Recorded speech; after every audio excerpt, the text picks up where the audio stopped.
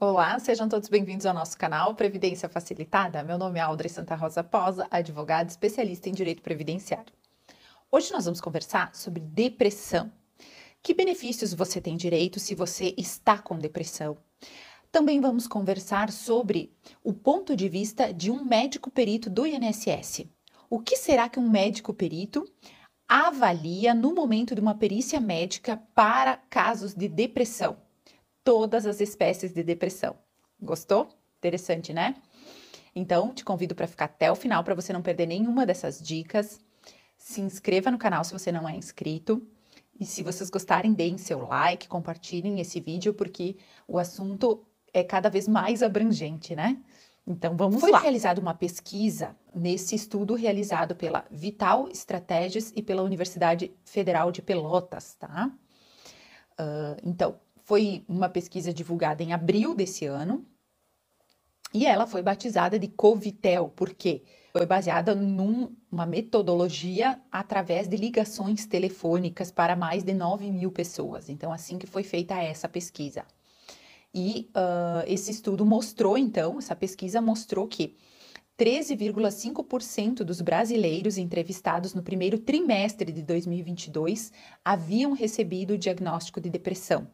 Tá? Em 2019, antes da pandemia, portanto, era de 9,6%, tá? Naquele ano.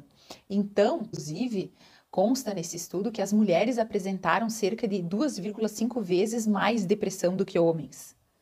E que a doença também foi mais registrada na região sul em comparação com as demais regiões do Brasil. Em 2009, a depressão era mais frequente, então, em pessoas entre, por exemplo, 65 anos ou mais, e em 2022, todas as faixas etárias tinham prevalência semelhante. Ou seja, no fim das contas, houve um aumento de 41% em comparação antes pandemia e pós-pandemia, os casos de depressão no Brasil. Então, vejam o quanto isso vai refletir automaticamente nos benefícios previdenciários. O quanto cada vez mais nós teremos pedidos que visam discutir esses casos de depressão. Então, claro que é importante, quando a gente fala nisso, em benefício previdenciário por depressão, a gente analisar alguns aspectos, porque a depressão existe de vários tipos, de vários graus. E é isso, além de outras coisas, que os peritos médicos avaliam. Então, por que tem alguém que tem depressão, conseguiu o benefício, o outro não conseguiu? Porque é o caso a caso, né? Então, cada um vai ter um CID, um Código Internacional de Doença, para sua depressão. Essa depressão vai causar algumas limitações que talvez para outras pessoas não cause. Então, tudo é um conjunto de fatores. E é isso que nós vamos trazer aqui um pouquinho da opinião de um perito médico. Então, nós tiramos esses dados de um artigo científico que foi publicado por um médico perito, que foi médico perito do INSS por mais de 30 anos, certo? Então, o artigo também está citado aqui no post, artigo e fonte, onde vocês podem encontrar, se quiserem. O artigo é intitulado de Questões, Problemas em Perícias Médicas nos Casos de Depressão, tá? De Amaury José da Costa Júnior, certo? Então, algumas coisas que ele traz nesse artigo que eu achei bem interessante compartilhar aqui com vocês, que são algumas informações consideradas pelos médicos peritos na hora de avaliar isso. Então, vejam quanto isso pode impactar aí nos benefícios de vocês. Então, ele começa dizendo que, claro, né, estabelecido o diagnóstico da doença, o estado mental, né, da pessoa no momento da perícia, o prognóstico social, que significa, do ponto de vista psiquiátrico, se há irreversibilidade ou não do quadro, né, a incapacidade se é definitiva ou temporária, a eventual periculosidade do paciente, os tipos de atividade ou profissão, os dispositivos legais pertinentes e a viabilidade de reabilitação. Ele também traz o conceito, sob o ponto de vista do perito, de incapacidade, tá? Então, ele diz que a incapacidade é a impossibilidade temporária ou definitiva do desempenho das funções específicas de uma atividade ou ocupação, em consequência de alterações morfopsíquico-fisiológicas, tá? Provocadas por doença ou acidente, para o qual o examinado estava previamente habilitado e em exercício. O risco de vida para si ou para terceiros ou de agravamento que a permanência em atividade possa acarretar está implicitamente incluído no conceito de incapacidade, desde que palpável e indiscutível. A existência da doença ou lesão não significa incapacidade.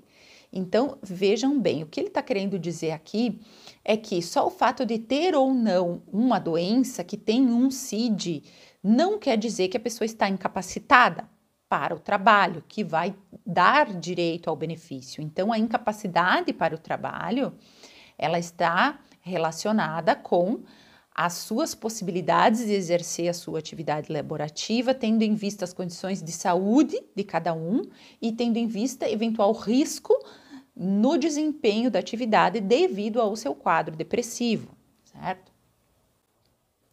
Além disso, ele explica que a incapacidade, por óbvio, pode ser parcial ou total, tá? Então, ele considerará como parcial o grau de incapacidade que ainda permita o exercício da atividade, mas que não tenha risco de vida ou agravamento maior e que seja compatível com a percepção do salário aproximado daquele que o interessado oferia antes da doença ou do acidente.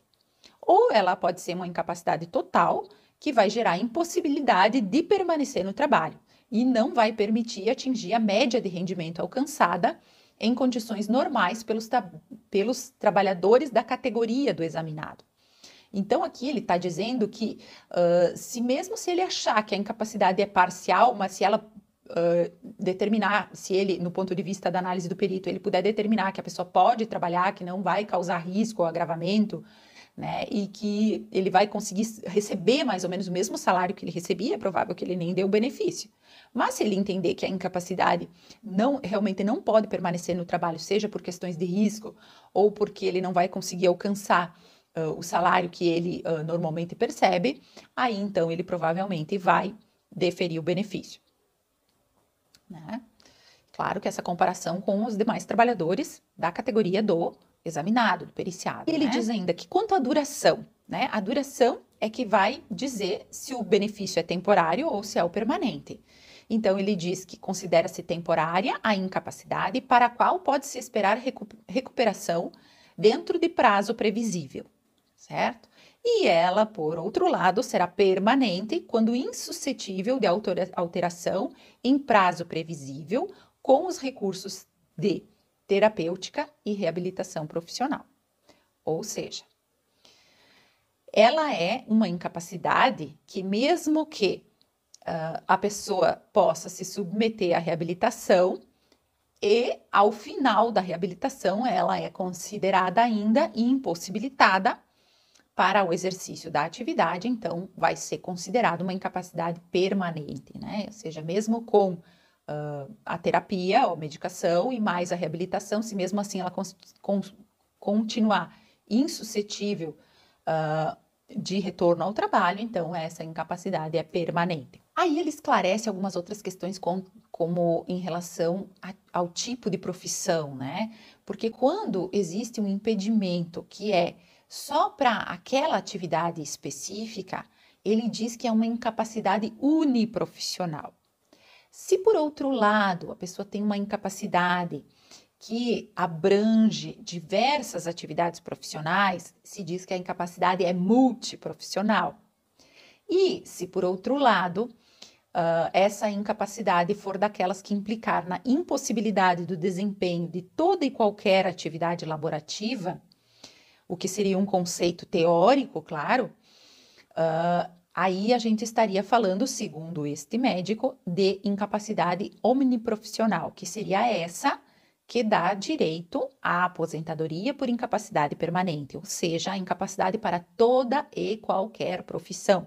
Aí ele ainda traz as hipóteses, né? Ou seja, os tipos de depressão, os tipos de transtorno, que aqui ele chama de transtornos do humor, estão compreendidos nestes códigos de doença, né? E cita os códigos, por exemplo, o episódio maníaco, que seria o código F30, o transtorno afetivo bipolar, que seria o código F31, os episódios depressivos, que seria F32, o mais comum aqui, né, de se ver, aquele código F32, o transtorno depressivo recorrente, que já é o F33, transtornos de humor persistentes, né, ou afetivos persistentes, que seria o F34, outros transtornos de humor, seria F38, e transtornos do humor não especificado, seria o F39, tá? Então, claro que esses transtornos de humor, eles têm, também ele nos explica uma origem, né, multifatorial, né? Então, a gente não vai entrar aqui nas questões de causas, porque isso já envolveria questões da medicina especializada, mas ele dá uma noção que existem predisposições familiares e também modificações de ordem neuroquímica, hormonal ou até vascular, né? Então, eles observam também a presença de comorbidades, né? Então, junto com uma dessas doenças, desses códigos, de repente a pessoa tem algum distúrbio da tireoide, ela pode ter uma hepatopatia, ela pode ter, de repente, uma diabetes, ou até ela pode estar no climatério, ou ter uma neoplasia. Então, são comorbidades que eles avaliam no momento da perícia se existem em concomitância com a depressão. Então, tudo isso vai aumentando a gravidade da situação, né? Do ponto de vista pericial, ele diz, importa a intensidade do quadro, além da presença e persistência dos sintomas psicóticos associados. Então, vejam, eles analisam o quanto é intenso os seus sintomas, tá? E o quanto eles estão persistindo apesar da medicação, apesar da terapia, de tudo que se está fazendo, né? E do risco, claro. Então, eles classificam os episódios depressivos em episódio depressivo leve, também tem um código específico, então vai como se fosse esmiuçando aquele código originário. Então, com episódio depressivo leve, ele vai ficar como F32.0.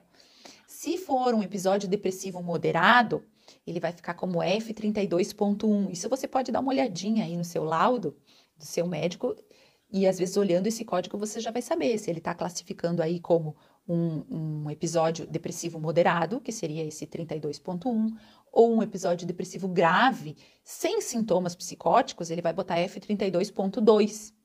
Se for um episódio depressivo grave com sintomas psicóticos, ele vai botar o F32.3. Outros episódios depressivos que não estejam classificados, entre esses F32.8, e se for um episódio não especificado, ainda tem o F32.9. Então, claro que eles consideram o quê, né? Quando eles estão avaliando o que eu, como médico, vou fazer. Então, eles avaliam que na depressão leve ou moderada, o prognóstico é bom, tá? Ou seja, se a pessoa for tratada adequadamente com antidepressivos e psicoterapia, pode ter a remissão, como eles chamam, dos sintomas entre 2 a 6 semanas. E isso, claro, é uma possibilidade, né? Um prognóstico que eles fazem, né? A eventual incapacidade, nesses casos, está condicionada ao ajustamento da dose. Então, ou seja, nesses casos de leve e moderada, você pode ter sim uma incapacidade, ele pode lhe dar o benefício, mas provavelmente por um tempo pequeno, para quê? Para que haja esse ajustamento da dose, um acerto de medicação, de dosagem, de psicoterapia, para que a pessoa realmente readquira, né? O objetivo é sempre que a pessoa readquira a sua possibilidade, né? As suas condições para o trabalho, né? Então, ele vai também avaliar, claro, os riscos, como nós falamos, para ele mesmo e para os terceiros que convivem na atividade laborativa com a pessoa, né? E ali ele diz que uma adaptação normalmente de 60 dias para esses casos leves e moderados, em torno de 60 dias, poderia já surtir o efeito esperado de melhora. Tá? O que não impede que a pessoa sempre peça, né? Cessou o benefício, pede prorrogação, para que você possa, se você entender que ainda permanece com a incapacidade, certo?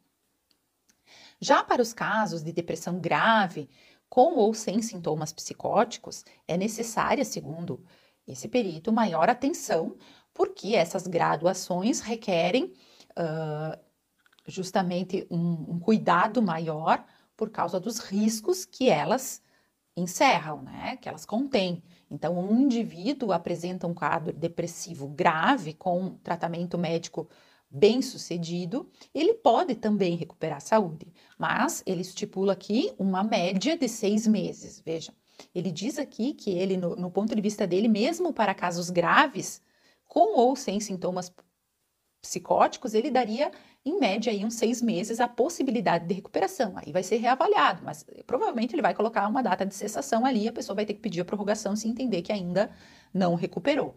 Né? Então, mas existem casos, tá? Que nós já tivemos, inclusive, acesso a esses casos no escritório, em que, em casos de depressão grave com sintomas psicóticos, houve sim a concessão de aposentadoria por incapacidade permanente. Então, é muito do caso a caso, dos laudos, do comprovante da vida da pessoa, né? Internações em hospitais psiquiátricos, tudo isso influencia muito no diagnóstico e aquilo, possibilidade ou não de recuperar a capacidade e voltar ao mercado de trabalho, né? Então, tudo isso é avaliado. Então, algumas questões, alguns critérios que eles utilizam quando tem esses episódios graves que nós comentamos, né?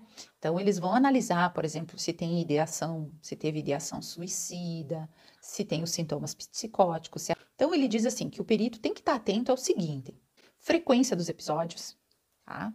Se são muito frequentes, mais de um por ano. Então, aqui para dar umas dicas mesmo, né? É mais de um por ano? Bom, se for, eu acho que já considera frequente, né? Cursam com ideação ou tentativa de suicídio, os episódios são persistentes, o tratamento tem sido adequado e contínuo, com acompanhamento regular do psiquiatra, consegue manter nos intervalos alguma atividade produtiva, encontra-se em idade laborativa e está inserido no mercado de trabalho, a função laborativa é compatível com o quadro patológico, quer dizer, a pessoa poderia continuar trabalhando mesmo com aquele quadro. Então, são coisas que eles se perguntam para avaliar, né, a pessoa portadora dessas doenças, né? A função laborativa é um fator agravante e negativo para o quadro patológico? Vejam que são várias questões que eles fazem, né? Para ver se a pessoa pode ou não, né? Então, as respostas, claro, ao conjunto desses fatores também vão orientar a decisão do médico, né? As conclusões, as principais conclusões que ele chega nesse estudo são: os quadros de depressão são de caráter transitório e tratáveis, e, portanto, passíveis de recuperação, não evoluindo para uma incapacidade definitiva. Então, vejam, aqui este perito não é uma realidade, porque existem casos que a incapacidade é permanente, mas este perito entende que casos de depressão não evoluem para uma incapacidade definitiva. É um ponto de vista médico, né?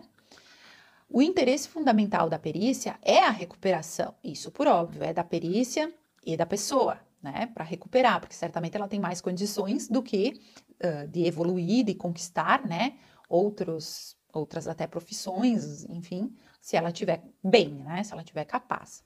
O retorno à atividade, inclusive desse ponto de vista, pode ter um cunho terapêutico. Então, eles podem tentar dizer que eles estão dando alta porque isso vai ajudar no tratamento da depressão. Porque o ficar em casa, o ócio, às vezes realmente prejudica o estado depressivo, né? Os fatores restritivos ao desempenho podem indicar que uma readaptação funcional permitiria o retorno ao trabalho em uma função diversa da que o paciente exercia, com qualidade de execução. O afastamento prolongado pode piorar a enfermidade pelo sentimento de inutilidade, segundo ele, e isolamento e afastamento dos seus pares, certo? Aqui cabe um parênteses, que é a questão da reabilitação, né? A reabilitação, quando indicada pela autarquia, ela tem que ser totalmente custeada pelo INSS e a pessoa deve permanecer em benefício enquanto faz a reabilitação. E se ao final da reabilitação ela for considerada apta para o trabalho, então sim a autarquia pode cessar o benefício. Mas se mesmo com a reabilitação ela for considerada inapta, ou seja, continua a sua incapacidade, então ela deve ser aposentada por incapacidade permanente, certo? Há também casos, ele conclui, em que há necessidade de verificar uma possível simulação pelo exagero, então aquela pessoa que vai lá tentar fingir, né? Então ele já diz que é possível verificar, né, algumas vezes uma simulação, porque as pessoas exageram intencionalmente nas queixas ou até pela inexistência de elementos para confirmar o diagnóstico. Então, às vezes, né, a pessoa pode estar fingindo, então eles tentam, né, perceber esses detalhes, né? Se a pessoa está fingindo, se tem provas e tudo mais. Então, é interessante aqui a gente ver como um médico, né, do ponto de vista de um médico, para saber isso só mesmo lendo algo de um médico perito do INSS que tratava exatamente das questões de depressão, né? Então, eu quis compartilhar aqui esse estudo. Espero que vocês tenham gostado, que auxilie aí, porque o pessoal costuma sempre nos perguntar, né? Como que é, o que que o perito analisa? Então, vamos trazendo aqui, conforme a gente encontra aqui fontes do que um perito pode considerar, e nesse caso aqui específico da depressão, né? Então, cabe ainda, assim, só para retomar, tem alguns outros vídeos aqui do canal que especificam melhor os benefícios, né? Então, os benefícios por incapacidade temporária, o benefício da aposentadoria por incapacidade permanente, vocês podem estar conferindo, tá? Mas, em geral, os benefícios que a pessoa consegue pleitear, a depender, claro, dessa avaliação pericial, a depender ainda da presença do requisito de qualidade de segurado e de carência, que também nós tratamos já em outros vídeos que vocês podem facilmente encontrar, precisa ser constatada, então, a incapacidade. Se temporária, vai ter direito, e preenchendo esses outros requisitos, ao auxílio por incapacidade temporária, e se for considerado uma incapacidade permanente para toda e qualquer profissão, como nós falamos, então a aposentadoria por incapacidade permanente. Ainda podem ser caracterizadas como acidente do trabalho. Né? Então, ainda são benefícios que também têm os mesmos requisitos acrescidos da comprovação do nexo causal, né, entre trabalho e doença, né, entre trabalho e as consequências, a incapacidade. Então, se for considerada uma doença ou um acidente do trabalho, então sim, vai ser o auxílio por incapacidade temporária acidentária, tá? E da mesma forma, a aposentadoria por incapacidade permanente acidentária. E também tem outras consequências aí de ordem financeira. Mas, claro que no caso da depressão é um pouco mais difícil ser considerado esse nexo, né, entre trabalho e agravo, porém tem casos como a síndrome do burnout, que é uma das hipóteses que está sendo considerada, sim, acidente de trabalho. Mas isso tudo caso a caso, tudo pode ser rediscutido, então quando o INSS nega, quando vocês acham que estão sendo injustiçados, procurem aí um profissional especializado que possa esclarecer, possa ingressar judicialmente e brigar aí pelos seus direitos. Então, se vocês gostaram, deixem seu like, se inscrevam aí no canal, comentem, né, as dúvidas que vocês tenham ou o que vocês gostariam que nós trouxéssemos nos próximos vídeos, certo? Então, por hoje era isso, fiquem com Deus e até a próxima.